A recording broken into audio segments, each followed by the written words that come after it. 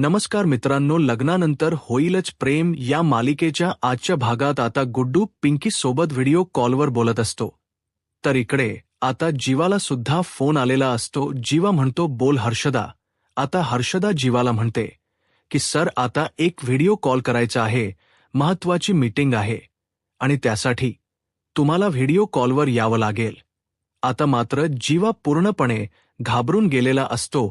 जीवा घाबरूनच म्हणतो, video call. जीवा म्हणतो, बरं ठीक आहे. आता जीवा गुड्डूला आवाज देतो आणि म्हणतो, अरे गुड्डू, पिंकी भाभीला सांग की आमचा नमस्कार आणि हो लवकर ये इथे. आता तुझा फोन ठेव. आता गुड्डू पिंकीला म्हणतो, पिंकी बाय बाय, आता मला जीवा भैया बोलवत आहेत आता, त्यामुळे मी तुझ्याशी नंतरच बोलेन. आणि असं म्हणत तो पप्प्या देऊ लागतो. तर इकडे जीवा म्हणतो, अरे पप्प्या कसल्या देतोस ये इथे. आता गुड्डू धावत धावत येतो आणि म्हणतो, जीवा भैया बोलाना, काय झालंय. जीवा म्हणतो, मला आता एक महत्वाचा व्हिडिओ कॉल करायचा आहे, तू माझं अगोदर ब्लेझर दे बघू. आता घाई घाईने गुड्डू त्याचा ब्लेझर देतो. तर त्यानंतर जीवा म्हणतो, लॅपटॉप दे. तर लॅपटॉप घेतल्यानंतर जीवा म्हणतो, पण मी बसायचं कुठे, मला बसण्यासाठी काहीतरी घेऊन ये. तर गुड्डू आता बसण्यासाठी कचाचा डबा घेऊन येतो आणि एक बादली घेऊन येतो. तर हे पाहून जीवा विचारतो, हे काय आहे. कचाचा डब्बा आणि याचा वापर मी बसण्यासाठी करायचा आहे. तर गुड्डू म्हणतो, कचाचा डब्बा नाही तर टेबल. असं म्हणत आता गुड्डू त्या कचाच्या डब्यात असणारा कचरा सगळा गार्डनमध्ये टाकतो आणि जीवाला बसण्यासाठी टेबल करून देतो. तर त्यानंतर जीवा पाहतो तर लॅपटॉपची बॅटरी डाऊन असते. म्हणूनच जीवा गुड्डूला म्हणतो की माझी पॉवर बंक दे, परंतु पॉवर बंक सुद्धा डाऊन असते. आणि यामुळे जीवा म्हणतो, आता या दोघांनाही आताच कोमात जायचं होतं का. तर गुड्डू म्हणतो, पण तुमच्याकडे अजून एक संधी आहे की जीवा भैया हो, तुमच्या बाबूजींना सांगा की तुमची बॅटरी डाऊन झाली आहे. जीवा म्हणतो, काय. तर गुड्डू म्हणतो, हो, तुमच्या लॅपटॉपची बॅटरी आणि त्या निमित्ताने तुम्ही घरात जायचं आहे, म्हणजे या बहाण्याने तरी तुम्ही घरात जाऊ शकता ना. तर जीवा गुड्डूला म्हणतो, अरे बाबूजींनी तुला इथे का ठेवले, माझ्या सासरे बुवांनी तुला मी घरात जाऊ नये यासाठी ठेवले आणि तू त्यांच्याशीच गद्दारी करणार. गुड्डू म्हणतो, नाही ना, ही सुद्धा मला मीठ चारलं ना, मग तुमच्या मिठाला मला जागायलाच हो. असं म्हणत आता तो जीवाला घरात जाण्यासाठी मनवत असतो. तर जीवा म्हणतो, बरं ठीक आहे.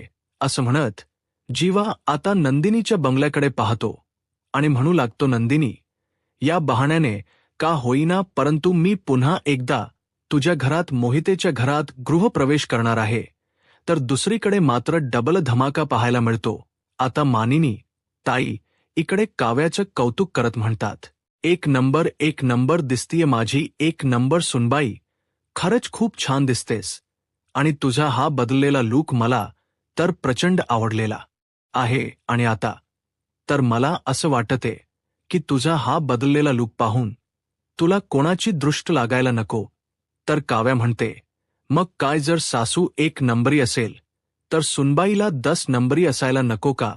तर आता मालिनी काकू म्हणतात, हो बाई हो, तू तर लाखात एक आहेस, तुला कोणाचीही दृष्ट लागायला नको, आल्या गेल्याची भूताखेताची कोणाचीही नजर नको लागायला. असं म्हणत मानिनी काकू आता काव्याची दृष्ट काढतात.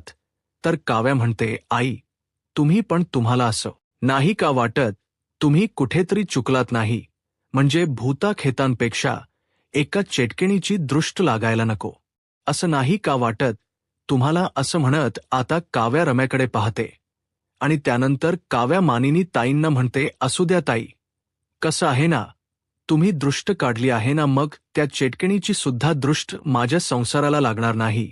आणि हो, आता सगळं काही नीट होणार आहे, कारण तुम्हीच दृष्ट काढली आहे, नाहीतर आहे मी आणि माझा हात. असं म्हणत आता काव्या रम्याला आपला हात दाखवते. आता काव्याचा तो हात पाहून रम्या मात्र पूर्णपणे घाबरून गेलेली असते. रम्या काव्याला म्हणते, बस झालं, तुझा हा रोष मला कळतोय, बघून घेईन काव्या तुला. काव्यास माईल देते. रम्या रागाने तिथून निघून जाते. तर इकडे पिहू मात्र आपल्या मैत्रिणीला म्हणू लागते, रम्याताईची खरंच मज्जा आली ना, कसली फजेती झाली आहे. तिची मानिनी ताई म्हणतात, पिहू अगं असं बोलायचं असतं का जा, तुला प्रॅक्टिस करायची असेल ना जा, तू प्रॅक्टिस कर असं म्हणत आता पिहू आणि तिची मैत्रीण तिथून निघून जातात. तर इकडे मानिनी ताई काव्याचं भरभरून कौतुक करतात आणि त्यानंतर पार्थला म्हणतात, बरं ते जाऊ दे पार्थ, पण तू सांगितलंच नाही काव्याचा हा लूक तुला कसा वाटला आहे.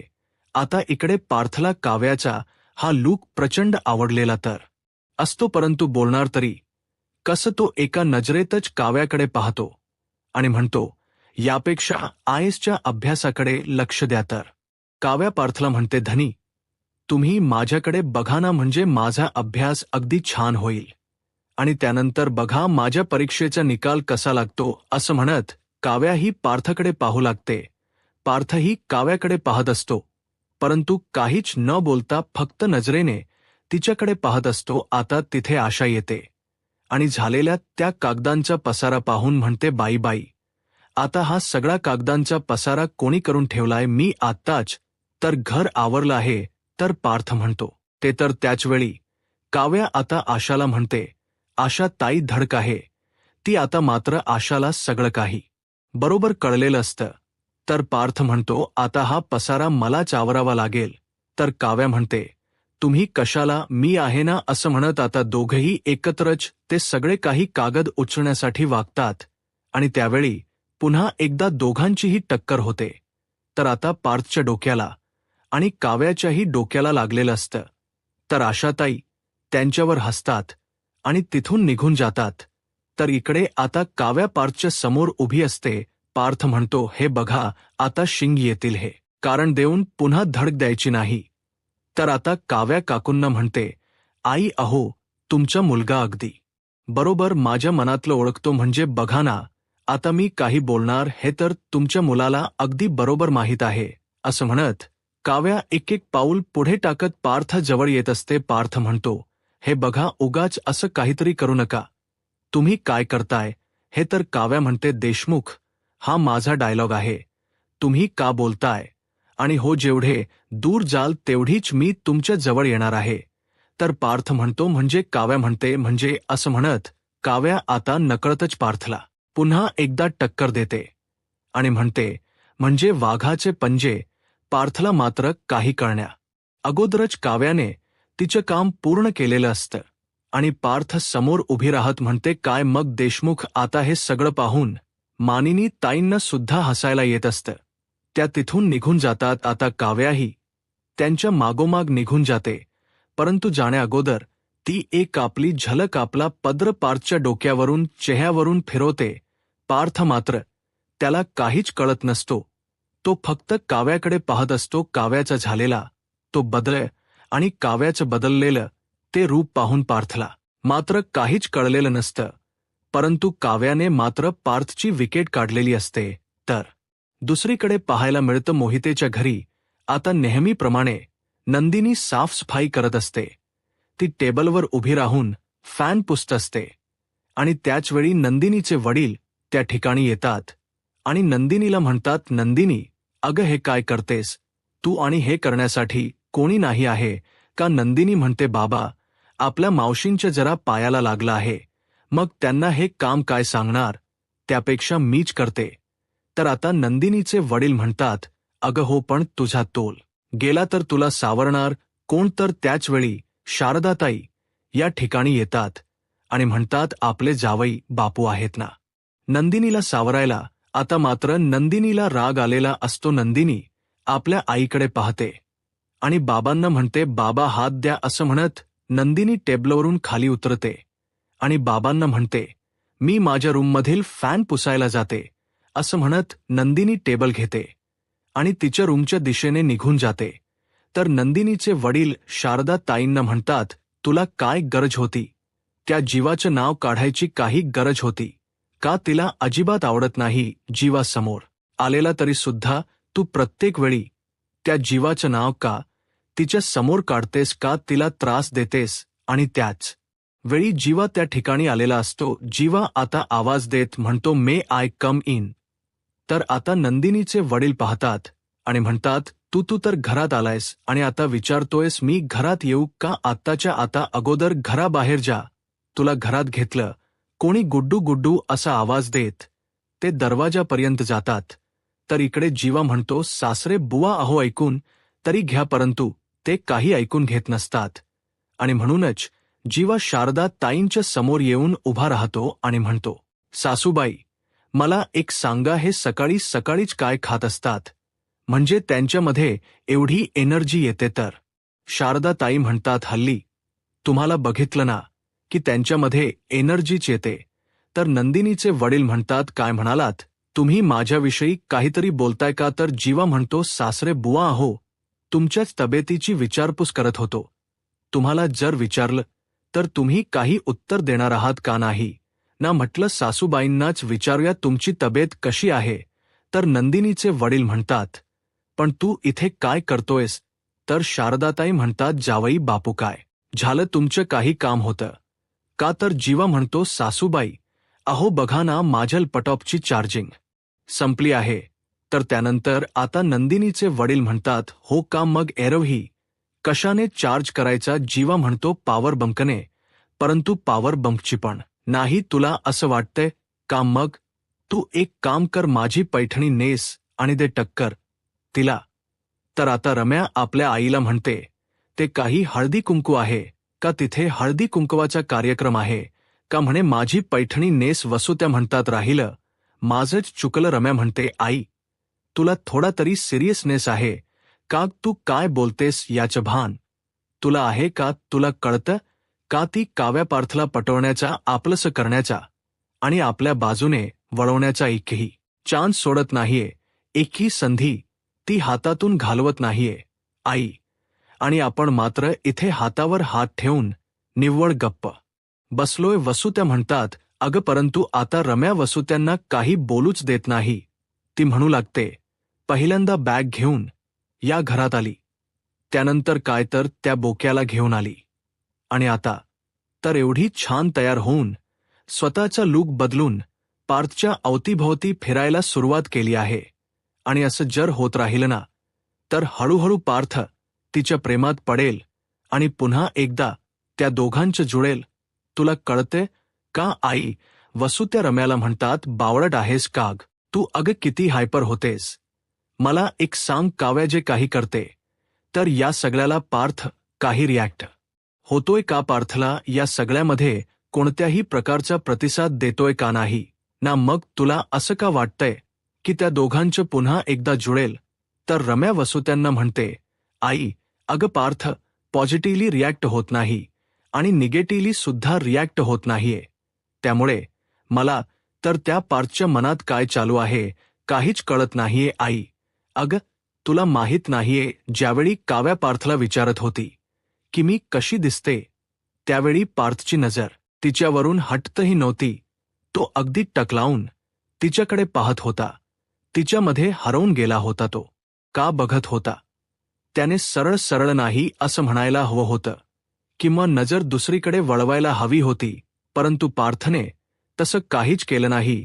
वसुत्या म्हणतात, रम्या अगं काही काळजी करू नकोस. आता जरी तुझ्या बाजूने काही वळत नसेल, परंतु हळूहळू सगळं काही तुझ्याच बाजूने वळणार आहे. सगळं काही तुझ्या मनासारखं होणार आहे. गुरुजी काय म्हणाले होते? गुरुजींचे शब्द आठव. गुरुजी जे म्हणाले होते ते सगळं काही खरं होणार आहे. त्यामुळे गुरुजींनी जे सांगितलं आहे त्याचा विचार कर. आता रम्या शांत होते आणि गुरुजींचं बोलणं ती आठवते. रम्या गुरुजींना विचारत असते, गुरुजी तुम्हाला फ्युचर दिसतं ना? म्हणजे तुम्हाला असं काही दिसतंय का? मी आणि पार्थ एकमेकांच्या समोरासमोर उभे आहोत. त्याच्या हातात माझ्यासाठी मंगळसूत्र आहे. म्हणजे असं काही वाटतंय का तुम्हाला? तर गुरुजी म्हणतात, हो सगळं काही स्पष्ट दिसतंय. तर आता इथे वसुत्या रम्याला म्हणतात, रम्या आठवलं ना गुरुजी काय म्हणाले होते? गुरुजी जे बोलतात ते खरं होतं. त्यांच्या भाकीत कधीही खोट ठरत नाही. मग रम्या आता तू एवढा विचार का करतेस? गुरुजी म्हणाले आहेत ना, सगळं काही तुझ्या मनासारखं होणार आहे. मग आता विचार करू नकोस, आता काळजी करू नकोस. त्यामुळे त्या काव्याकडे लक्ष देऊ नकोस. तिला साडी नेसून जे काही नाचायचं आहे ना ते नाचू देत. पार्थच्या अवतीभोवती जरी नाचली तरी काही फरक पडणार नाही, कारण या घरात तुझ्या लग्नाचे सनई चौघडे वाजणार आहेत. आता मात्र रम्या खुश होते. रम्याला हे सगळं काही स्वप्न खरं होणार असंच वाटत असतं. रम्या वसुत्यांना म्हणते, माझ्या लग्नाची सनई वाजेल तेव्हा वाजेल, परंतु आता त्या काव्याचा मी बॉड वाजवणार आहे. तिला असा काही तिचा कॉन्फिडन्स गळून पाडणार आहे ना, की कोणी हात दिला तरी सुद्धा ती उठू शकणार नाही. आता वसुत्यांना धक्काच बसतो. वसुत्या रम्याकडे पाहू लागतात तर रम्या पुढे म्हणते, काय म्हणाली होती ती, माझ्या सुखाला नजर लागू शकत नाही. आता बघ आई, मी तिचं सुखच हिरावून घेणार आहे. वसुत्या म्हणतात, एक मिनिट, म्हणजे तू नक्की काय करणार आहेस?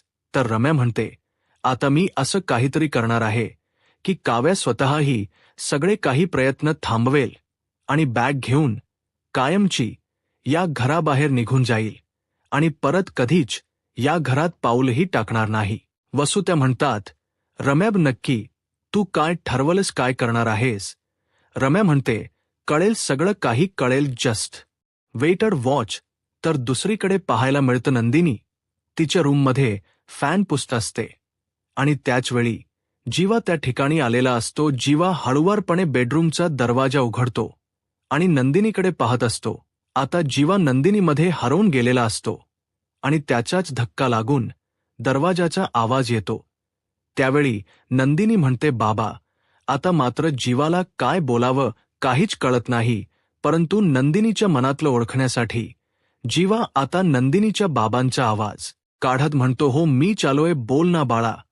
तर नंदिनी म्हणते, बाबा काय झालं, तुम्हाला काही होतं का? तर जीवा नंदिनीच्या बाबांचा आवाज काढत म्हणतो, नाही, मला काही नको होतं, कर तू तुझं काम कर आणि हो तू त्या जीवाकडे अजिबातच लक्ष देऊ नकोस. तो जीवा एक नंबरचा वाईट आणि विकृत मुलगा आहे. तर नंदिनी म्हणते, नाही बाबा, असं काही नाहीये, ते खरंच मनाने खूप चांगले आहेत. आता मात्र जीवाचा आनंद काही गगनात मावत नसतो. तर आता जीवा पुन्हा एकदा नंदिनीच्या वडिलांच्या आवाजात नंदिनीशी बोलत म्हणतो, चांगला मुलगा नंदिनी, अग तू काय बोलतीयस? त्याने तुझा छळ केलाय, तुझ्यावर रागवला, तुझ्यावर चिडलाय आणि एवढंच काय, तर तुला त्याने रडवलं आहे आणि तरी तू म्हणतेस की तो चांगला मुलगा आहे. बाबा, खरंच ते मनाने खूप चांगले आहेत. असं काही नाहीये की त्यांनी मला रडवलंत. यापेक्षाही त्यांनी मला हसवलं आहे.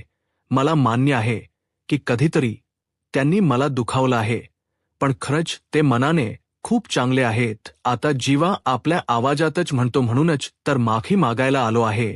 आता नंदिनीच्या लक्षात येतं की मागे जीवा उभा आहे. नंदिनी मागे वळून पाहते तर तिथे जीवा असतो. नंदिनी म्हणते, जीवा तुम्ही इथे काय करताय आणि हो तुम्ही इथे कसे आलात?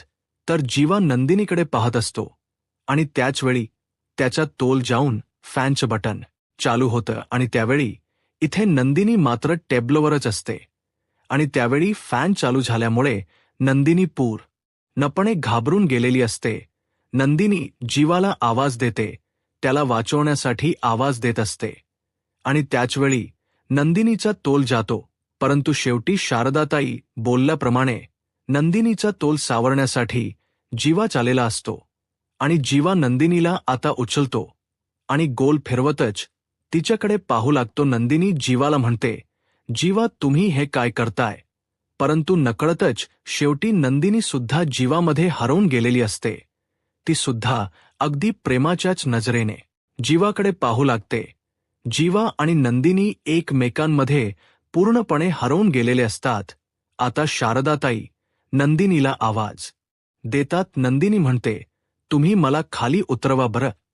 तर आता जीवा म्हणतो, असू देत ना, आईला पण माहीत आहे तू माझी बायको आहेस, आपण नवरा बायको आहोत. नंदिनी म्हणते, मी तुमची कोणीही लागत नाहीये, प्लीज मला खाली सोडा, प्लीज उतरवा मला खाली. परंतु जीवा काही नंदिनीला सोडत नसतो आणि त्याचवेळी शारदाताई नंदिनीला आवाज देत रूमपर्यंत येतात. आता जीवाने नंदिनीला तर उचलून घेतलेलं असतं. शारदाताई मान वळवतात आणि म्हणतात, मी काहीच पाहिलं नाहीये हा नंदिनी जीवाला म्हणते, प्लीज तुम्ही मला खाली सोडा ना. तर शारदाताई म्हणतात, असू देत ग तसही. मी मगाशी म्हणालेच होते. नंदिनीचा तोल गेला. तर जीवा येणारच आहेत, जावई बापू सावरायला. आणि ते तर खरंच झालं. नंदिनी म्हणते, तुम्ही अगोदर मला खाली उतरवा असं म्हणत ती जीवासोबत भांडू लागते. आणि शेवटी जीवाला नंदिनीला खाली उतरवावंच लागतं. नंदिनी म्हणते, तुम्ही इथे काय करताय? तर जीवा म्हणतो, चार्ज व्हायला आलो आहे. नंदिनी म्हणते, काय? जीवा म्हणतो, म्हणजे माझ्या लॅपटॉपची चार्जिंग संपली ना, म्हणून तो चार्जिंग करण्यासाठी आलो आहे. तर त्यानंतर नंदिनी जीवाला म्हणते, चला आत्ताच्या आता तुम्ही बाहेर चला असं म्हणत नंदिनी जीवाला तीच या बेडरूममधून बाहेर काढते. शारदाताई नंदिनीला थांबवण्याचा प्रयत्न करत असतात, परंतु नंदिनी काही थांबायला तयार नसते. तर दुसरीकडे पाहायला मिळतं, देशमुखांच्या घरी पार्थ ऑफिसचं काम करत असतो, परंतु पार्थच्या काही कामामध्ये लक्ष लागत नसतं. त्याच्या समोर असतं ते म्हणजे काव्याचं ते बदललेलं रूप. आता समोर त्याला काव्या दिसत असते. काव्याचं ते बदललेलं रूप पार्थच्या नजरेतून मात्र हटत नसतं आणि पार्थला सतत तेच आठवतही असतं. परंतु त्याचवेळी पार्थला आठवतात ते जीवा आणि काव्याचे खोटो. तर त्यावेळी पार्थ मनाशीच म्हणतो, हा शोध तर अर्धवटच राहिला. म्हणजे हे खोटो नक्की आलेत कुठून? असं जर मानायला गेलं की हे सगळं काही वसुत्या आणि रम्याने केलं, तर मग त्यांना कसं कळालं आणि त्यांना हे सगळं काही कुठून समजलं, हा प्रश्न तर राहतोच. असं म्हणत आता पार्थ या सगळ्या गोष्टींचा विचार करू लागतो. आणि ही अशी गोष्ट आहे की हे मी जीवा आणि काव्याला सरळ सरळ विचारूही शकत नाही. मलाच ते विचित्र वाटणार आहे. तर आता मानिनी ताई पार्थला आवाज देतात. पार्थ मात्र विचारांमध्ये हरवून गेलेला असतो. मानिनी ताई म्हणतात, काय रे, अजूनही स्वतःच्याच विचारांमध्ये हरवून गेलायस? तर पार्थ म्हणतो, आजकाल माझ्याकडे लक्ष द्यायला माझ्या आई वडिलांना झटापटीत. नंदिनी ज्यावेळी दरवाजा बंद करून घेते त्यावेळी बुकेतील फुलं ही नंदिनीला पोहोचलेली असतात, कारण ती दरवाजाच्या आतमध्येच राहतात आणि जीवाच्या हातात मात्र देठ असतात. तर त्याचवेळी शारदाताई नंदिनीला म्हणतात की अख्खं जग जीवाच्या प्रेमाची कदर करत आहे. ती फुलं सुद्धा आत राहिली आहेत, त्यांना सुद्धा प्रेमाची कदर आहे. नंदिनी आता तूच विचार कर. आता नंदिनी विचार करू लागते. नंदिनी आता इथे जीवाचा स्वीकार करेल का? तर दुसरीकडे आता हे भाकीत ऐकून काव्या आता पुढे काय होईल हे पाहायला आत्ताच माझा महाराष्ट्र या यूट्यूब चॅनलला सबस्क्राईब करा. धन्यवाद.